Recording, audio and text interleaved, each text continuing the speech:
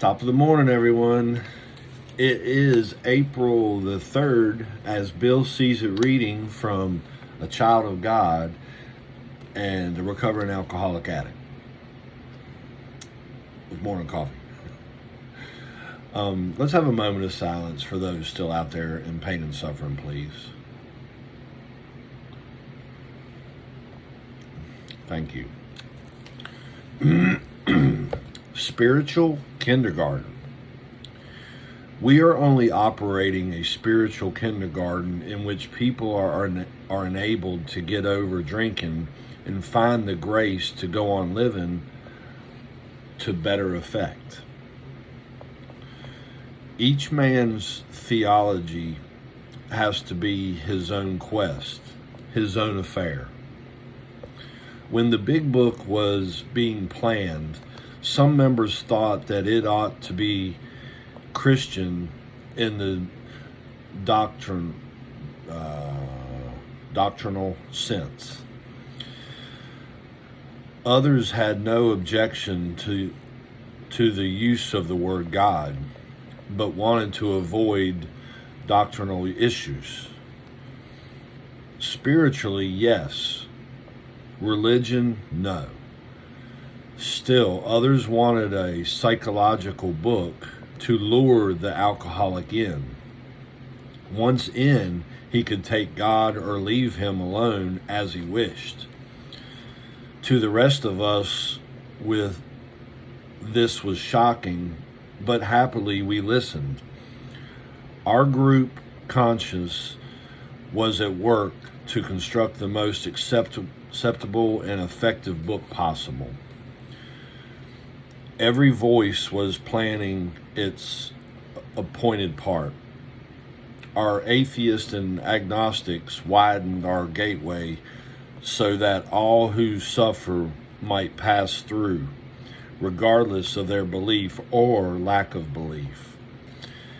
And I get it, it's true. Spiritual kindergarten. Hey, they have to be willing to reach out to anybody or anyone that is willing, no matter their religion, race, whatever it is.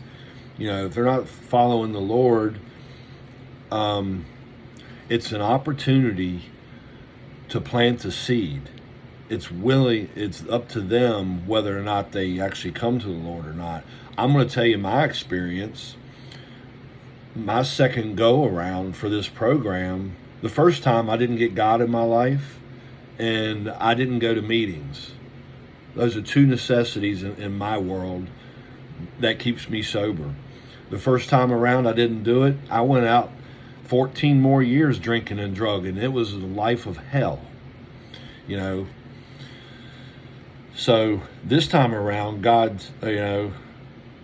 had me come to church first. I had a spiritual awakening while I was sitting there smoking weed.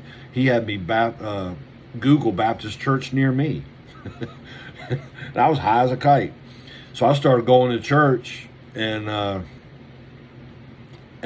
was getting high for 3 months going to church. Then finally, I had my second spiritual awakening where God put me in front of somebody to hear their story, and it brought me to the program. So I was a little bit backwards where, God brought me in to the program, where other people are maybe still finding their way in the program and not following the Lord. But in the big book, it talks about God a lot, and hopefully you do come to it. But you don't have to be a believer in God to recover from alcoholism or drug addiction. You don't. But I want to tell you this right now from personal experience, he makes it way more easier. And that's just my experience. I'm all in head first. But yeah, give it a shot. What do you got to lose, really? You've tried everything else. Why not give it a shot? God will be there for you. I love y'all very much. Y'all have a safe and blessed day. Peace.